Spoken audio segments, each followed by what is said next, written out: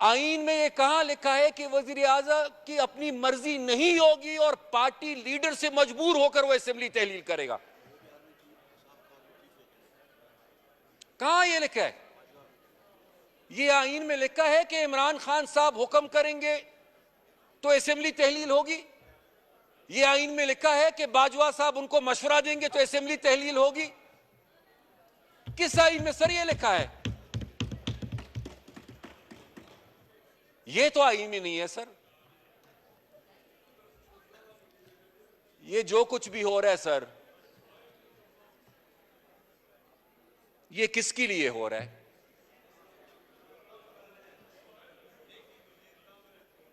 ये किसकी ख्वाहिश है?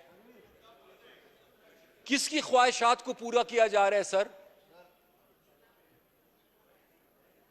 कौन है वो शख्स?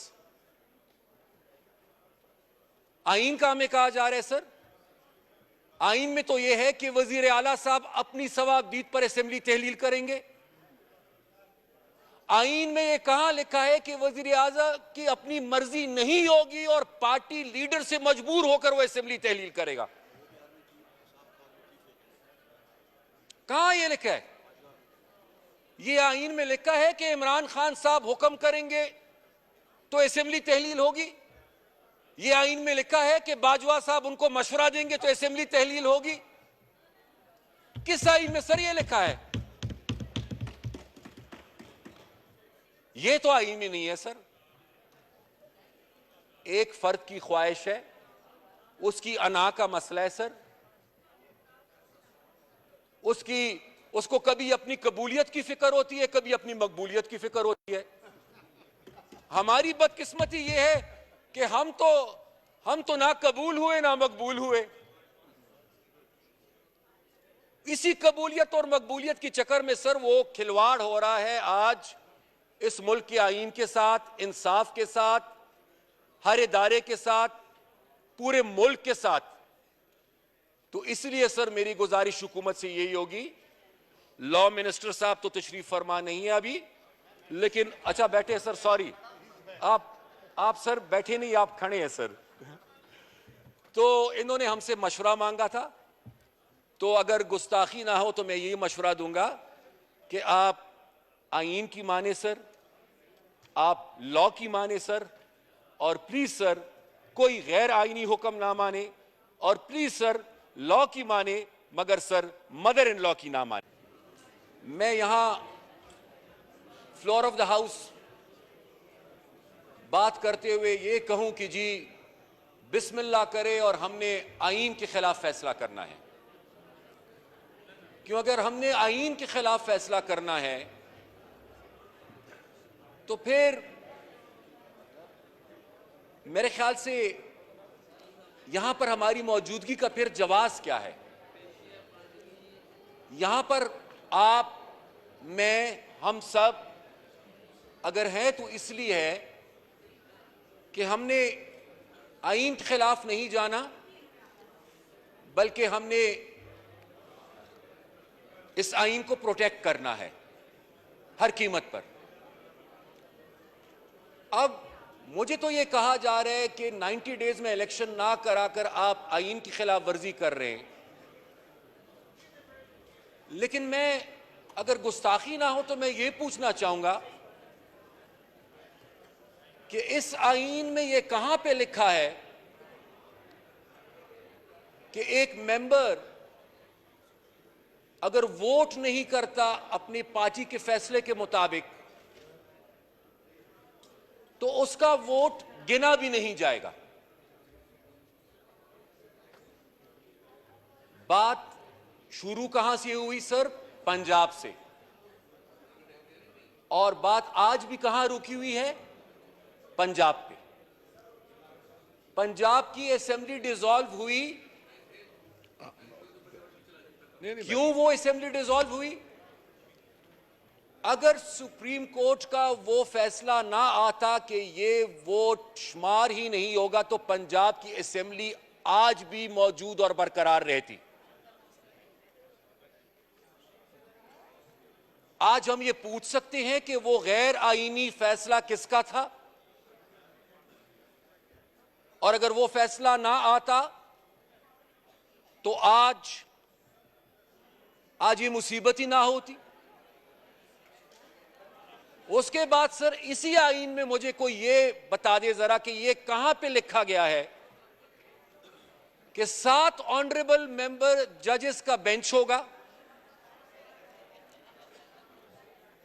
अब वो ना आपका फैसला है ना मेरा फैसला है, वो फैसला ना आपने तहरीर किया ना मैंने तहरीर किया है ना किसी ऑनरेबल मेंबर ने तहरीर किया है। ये आईन में कहां लिखा है कि 7 मेंबर्स का बेंच होगा, 4 की मेजॉरिटी से एक फैसला आएगा और मुल्क को, कौम को, इस पार्लियामेंट को यह कहा जाएगा कि आपने 4 जजेस का फैसला नहीं मानना, वो फैसला नहीं है, आपने 3 का फैसला मानना है। तो अगर आज हुकूमत मुझसे ये पूछ रही है कि वो 4 का फैसला माने या 3 का फैसला माने, तो मेरी हुकूमत को यही राय होगी कि अक्सरियत के फैसले फैसले होते हैं, अकलियत फैसले नहीं हो सकते। हमने, आपने 4 के फैसले को तस्लीम करना है, हम 3 के फैसले को तस्लीम नहीं कर सकते। उसके बाद सर फिर ये कि मुझे ये नहीं पता कि ये सारे कॉन्स्टिट्यूशनल और पॉलिटिकल केसेस सिर्फ एक ही बेंच के सामने क्यों लगाए जा रहे हैं। क्या उस अदालत में और ऑनरेबल जजेस नहीं है? क्या उनमें कोई कमी है? क्या वो कानून को नहीं समझते, वो आईन को नहीं समझते? और जब कुछ ऑनरेबल जजेस पे पहले ही एतराज हो चुका है, तो आया उनका उस बेंच में फिर मजीद बैठना वो मुनासिब है? और सर मेरी बात को कोई बुरा ना ले, मैं खुदा ना खास्ता कोई पंजाब के खिलाफ बात नहीं करना चाहता, ना मेरा ये कोई इरादा है, लेकिन सिर्फ ये कहना चाहूंगा कि अल्हम्दुलिल्लाह 60% ऑफ द कंट्री पॉपुलेशन के हिसाब से दैट इज पंजाब। अब आप पंजाब में पहले इलेक्शंस करा देते हैं तो बलोचिस्तान, सिंध और खैबर पुख्तनख्वा पे उसके क्या पॉलिटिकल असरात होंगे? नंबर 2,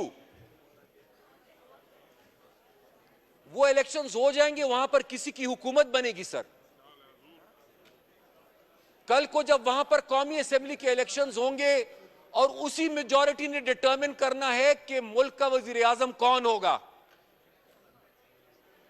तो वो जिसकी भी हुकूमत होगी, आया उन इलेक्शंस पर वो असरअंदाज नहीं होंगे? वो इसको मैनिपुलेट नहीं करेंगे? फिर वहां पर केयर टेकर्स कहां होंगे? वहां पर फिर एक सियासी हुकूमत होगी।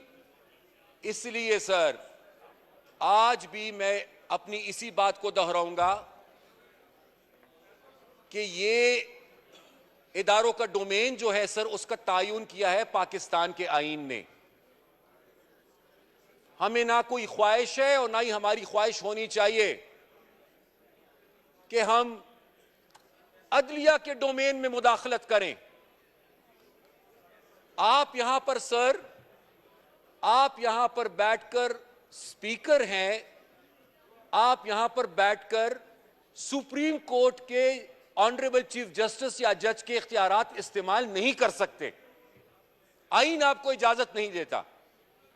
इसी तरीके से सर जिन फंड्स की बात की जा रही है, वो ऑनरेबल चीफ जस्टिस के हुक्म से मंजूरी या उसकी रिलीज नहीं हो सकते जब तक ये हाउस उसकी मंजूरी ना दे।